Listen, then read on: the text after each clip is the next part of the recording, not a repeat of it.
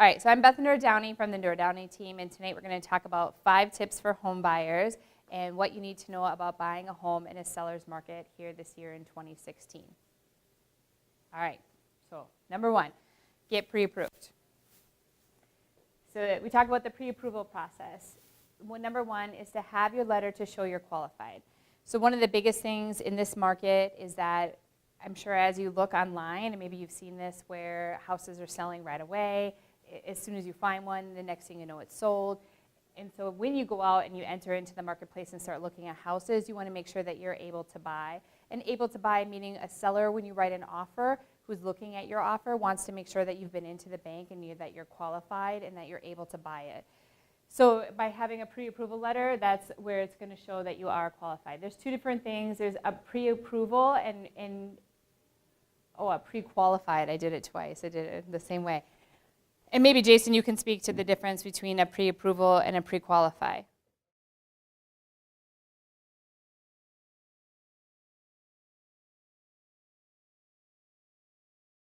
Yeah.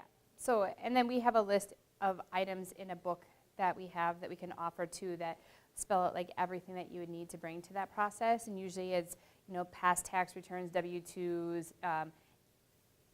What else is like the big things? Bank statements. That's probably taxes. Recent pay stub. There you go. And so that is what they need. Then they look at it, pull your credit score. Like, do you do a soft pull or a hard pull? A hard pull. So they're like a hard pull, and then that way they can make sure that you are qualified to give you a letter. So then as far as like lending choices, I always say that there's different lending choices. There is, like, for example, Bell Mortgage. That's Jason's here tonight. One thing that's nice is it's like a mortgage broker. So you can look at and you can kind of shop what other banks would be able to offer, where when you go to, like he's saying, like a Wells Fargo or a U.S. Bank, it's just the products that they have available. The other thing you can do is there's local banks, like our regional banks that are smaller, and some people just like that community feel or that a smaller institution. There is also like Mayo Credit Union. One thing about what I found often is that Mayo Credit Union, they're usually able to beat them as far as their rate or their closing costs. A lot of times people do go to Mayo Credit Union for convenience or that they want to be able to pull it right out of their check. But often when they are shopped, it seems like they're usually kind of beaten, except for some of their programs, but even on some of their special programs they're actually beat as well. So types of mortgages. In general, most people are going to fall under a conventional type program or an FHA type program. And I would say the biggest things that depends on is down payment. Is that the biggest factor? And credit scores. Yep, the credit score. Oh, it's on another slide, but I'll just talk about it now. But it also talks about that's like when you also consider the length of time that you'd be in the home. Because maybe sometimes, even though conventional would fall off, it might be like, you know what, not even really planning on living there forever or 10 years. So at that point, the FHA is a better fit for me. But just in general, like general guidelines, that's just kind of the 2 types of financing. Do you have any questions on the 2 types? No? And then down payment and credit scores, we kind of talked about that. And then shopping around. So the other thing I always want to say is that some people want to shop around. I always think it's better to just, sometimes it's like meet with one person and get your pre-approval process done.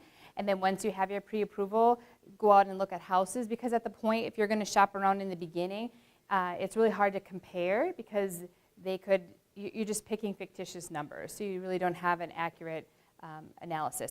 A lot of times you'll find that there's not a lot of variance. I mean, there might be slight, like usually the interest rates are the same, but it might be a little bit or in the closing costs. And sometimes if you really like somebody and you feel like you have a good relationship and you can trust them and feel good about it, sometimes it's like if you went back to them and visit, they might be able to do something about it. They might be able to match it. They might not, but it's worth checking. And I think that's one of the biggest things too, is just someone that you feel like you can trust and is looking at what's best for you and your financial profile. So this was kind of cool. Like, I thought this was a neat slide. This just says like this is a national group that polled a lot of people who are thinking about buying a home, and they asked like, what do you think that it takes that the lender would want for a down payment to buy a home in today's market?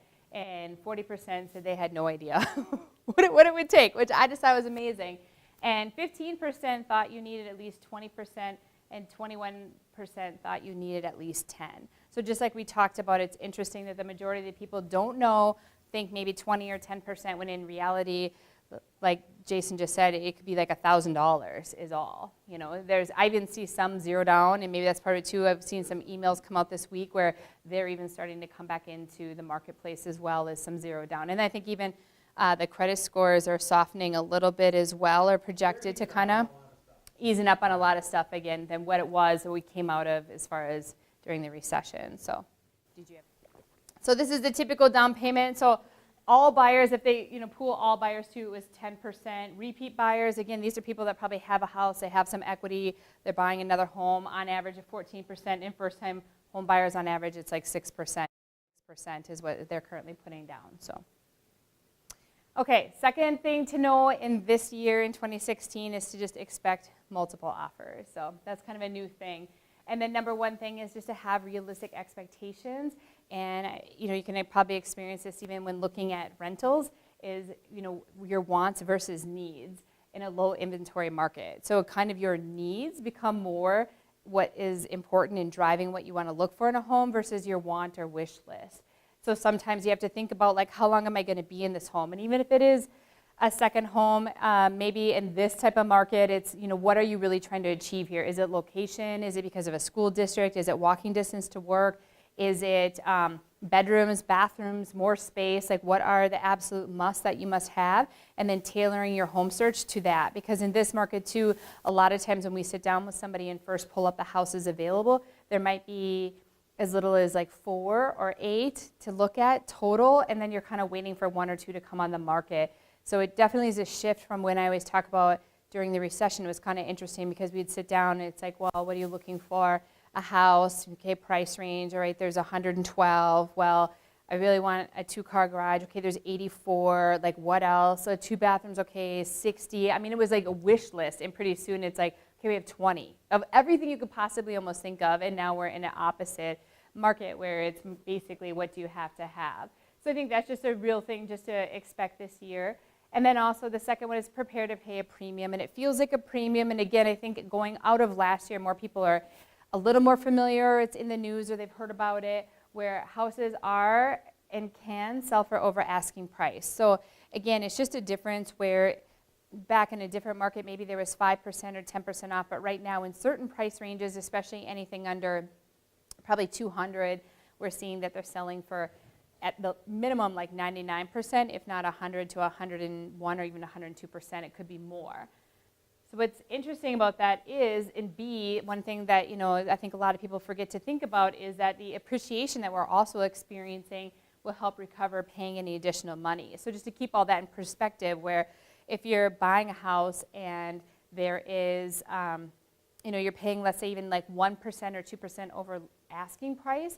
Well, last year in certain price ranges, there was as much as even 14% appreciation.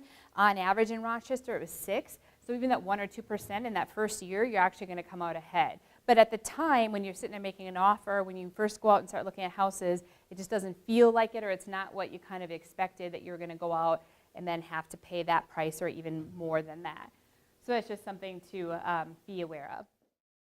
This is on average like a home price expectation survey, but pre the bubble, for example, the average annual appreciation was 3.6%, and that's kind of a national average. Even here in Rochester, or historically in Minnesota, it could be even like 2%, but 3.6 is safe.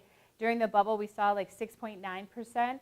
During the downturn, year over year, it was 5.2, and we experienced like about 19%. So again, that would trend over a course of a few years if it was 5 or 6% each year.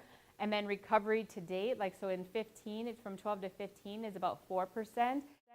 And like I said, here in Rochester, I think due to the growth that we're having, everyone talks about the DMC, and that plays part into it. And as well as just, like I said, the pent-up demand of people who weren't able to buy a home or who are now able to sell, who couldn't sell prior, are pushing our current appreciation to that 6% or maybe even 14%. But what's kind of neat, I love this slide, is that if you look at somebody who buys a home in January of this year for $250,000, and this is just with that annual appreciation that's expected, not even our 6 or 14 or any of those percentages, that this is over the next 5 years, on average, the home owner would have $42,000 in equity just through appreciation. And I think that's really cool, even as far as like an investment. That's something that definitely you wouldn't see in rent. For sure, you're not going to get $42,000 back in 5 years. So the third thing is the interest rates to know this year. And number one, that interest rates are expected to increase throughout the year. So sometimes too, just getting in on the beginning of the year, you can expect to have some cost savings there, get a better return 5 years out. And then also it'll affect what you're able to buy. So this is just some projections.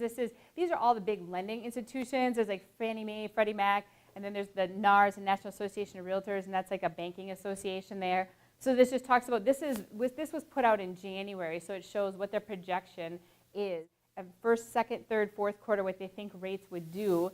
And then you can see the average of all four is like 4.1 to 4.63. But Fannie Mae is the only one who maybe might be right, but like at the beginning of the year, they were saying that it was going to be 4 to 4.1. They didn't think it was going to change that much. And it seems like right now, just like currently, it's not going to jump as much as they thought. And actually, they're really low right now. 3.625, so it's even under 4. But the trend is that they're trying to, as soon as it stables, is pushing those rates back up. So again, it's just another reason why it's a great time to buy early in the year versus even later in the year. So actually, if you look at here, this is an interesting slide, another one just to show that, like if you look at the $200,000 home at 3.75, so remember Jason just said we're at 3.65, is about like, it says like 926 principal and interest. And then you look at about that same, to try to stay at that same payment, if it changes, that same rate at 4.75 buys you a $180,000 house. So I think that's interesting just to look at that shift and how it can really affect what you're able to buy. And again, just show again why it's better to buy now. So number 4 is just like the timing. So having a plan. So I think the biggest thing that's really important this year when you're buying a house is having a plan. So time to find the home, because you might need time because of the lower inventory, meaning that you can't go out and look at 15 or 20 houses and find one that's right for you. You may go out and find 5, and you might be waiting for that one to come on the market. It could come on the first day you go out and see that house, or it could be 30, 60, 90 days. It really depends on how specific your needs are. I mean, we have some people, unfortunately, that are 1 or 2 years in. And again, that goes back to kind of realistic expectations of what you're looking at and maybe adjusting how long you really think you would be able to be in the home. And then time for the loan approval process. So again, there's been some changes where right now the closing costs, or from the time you get a contract to closing is still 45 days. Is that, yeah. So 45 days is a realistic time frame as far as from the time you write a contract to the time of closing, and sometimes even it might be 60. It just depends on when we get into the spring here and how many loans they're trying to kind of push through the underwriting. But again, if you think about that then, if you think about 60 days for the time you write a contract to closing, and let's say even it takes 30 days to find the house, we're 90 days out, so we're in February, so that means you'd be closing in like mid to end of April. And I don't think a lot of people realize that if you want to buy a home and get in it in March, April, or May, it is the right time to look now, where it feels like that's something that you would do when all of our snow melts. And yeah, don't wait till the lease is coming up. And especially, I think another reason, just even to Jason's point, like waiting for the lease to come up, if it's May or June, a lot of times, those landlords want to be able to rent those out again. And if they know that you're leaving, a lot of it's just a fact of living in this town. There's a lot of residents and medical students that come in, and they all want to take possession the end of May or end of June. So if you're sitting in a month-to-month lease, or a lease that's coming up, they may not let you go month-to-month, or not want you to really renew or go much further, because they want to be able to have their highest chance of renewing it as well with somebody else that's coming into town. It's really wordy, but. So the other thing is I would say, is just to have a backup plan. So that's also for if you have a lease and you can't go month to month, maybe you have a house to sell and you don't really know, or you don't have a property identified yet, is just to have a backup plan. Like, what are you going to do if you don't find a place? Again, because a lot of people don't factor that in, and that is a reality in this market, that you do have to have a plan and talk to somebody about what that would look like, and then have a plan if closing is delayed. So another thing is that the government had passed a new TRID, they call it, but it's new disclosure laws, where you have to have so many days to review paperwork. And if there's any changes to it, so last minute, let's say something changes, or you go to the walkthrough and you feel like you need to adjust it, or the price, or is that a better way to? If there's a problem at the end with the house, and that you decide to do any adjustment with the seller and agree, and it has monetary terms, and it is an agreement that you come to, then you have to have 3 business days. You lose a week, so then you're out like 1 week. So sometimes, again, this happened last year, at the end of last year in the fall. We saw it a couple times too, where you have to really start thinking about closing date as a target date and something that you're going to shoot for, but not to have everything like we've got the moving truck set up and everyone's sitting outside, and my whole family came from 600 miles away, and they all flew here for this one weekend, and now we can't have the house. So just to have that backup plan, and just to work with somebody again that really can ensure that you are okay to have the family come and get the house and ready to go. And then what to do if you have a home to sell. So again, if you have a home to sell, just to talk through what that's going to look like, what a realtor can do as far as timing it with the buyer coming in, maybe doing a rent back, looking for a place. These are just things that are a great thing to sit down and talk to somebody about. And then the last thing is just like who you work with matters. So the biggest thing I just want to point out is like this is one of the biggest investments that you'll make. It's a huge investment.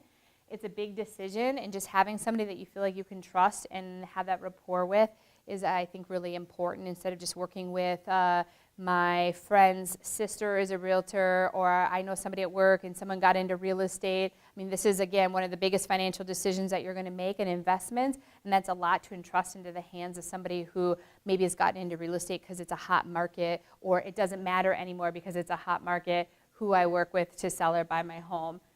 So then you have to think about resale. And again, this is more important when you are in this market or any market, but as far as, just like I said, if it's based on your needs and maybe not your wants, are you going to be able to sell it when you want to make a change or move up or do something else? Financial goals, does it align? Is it going to work out for you financially to pay for it month to month? What kind of like return can you expect on it? Different financial goals, like as far as the type of lending that you should get. Stress-free process, again, it's I love this statement, and I think it's the founder of Virgin Records or Airlines, where he said, and I really believe this to be true, that it's easy to make something look hard, and it's really hard to make something seem easy. So I think that's just really perfectly sums up what I feel like we strive to do as a team too, is to make it stress-free, where it's bite-sized chunks and letting you know and educating you throughout the way, and also not feeling overwhelmed and not feeling like a stress when putting it all on you, that it's your job to kind of find everything and do the process. Negotiation skills are also imperative in this market, that you're able to get with somebody who is able to negotiate anything that they can, or especially just be able to write a contract that is really strong when going into multiple offers. And then again, the reputation. This also is important in a market like this, because if you have somebody where there's a reputation, I think this is interesting. People don't realize how much this matters. When they have 5 or 6 offers on the table and they're all comparable, a lot of times the agent will say, you know what, I know that I can work with this person. I know they'll get the job done. They don't flake out and don't have any problems with the inspection or with financing, and I feel confident in the agent, so let's go with this one. So again, that just becomes like really important. And then again, just like I said in the beginning, when you're working with a lender, it's just having that trust and rapport, that you feel like it's someone that you can trust, and just also feel like you can have an enjoyable process and have some fun, and that you would feel comfortable telling them concerns, problems, anything, that emotions, just anything that comes up through the process to help make it easy. So I got a couple more slides there. So this one's kind of fun. This, again, just talking about how big of an investment it is. This is the 2015 return on investment. So if you took some money and you invested it in silver, you would have lost 11.5%, gold 10.5%, in the Dow Jones negative 2.2, in the S&P 500 0.7, so that's not so bad. NASDAQ, you would have made 5.7. In real estate, like the 6.8 is what you would have made. So it's kind of, again, just to show, I think a lot of times people look at it as a place to live or a necessity, or at least you could get your money back, but on top of it, and again, for a lot of years here in Rochester, probably the next 20, we're going to be in an appreciating market where there's even getting a return on the money that you've invested. Is that it? That's the last one. So I'm going to answer any questions that are here, but I'll just conclude the video portion, and if there's any questions that you have, or if you'd like to sit down and talk with somebody Or if you'd like to let us know, we'd love to send you a book about the buying process, and you can call, text, or email us. Thanks.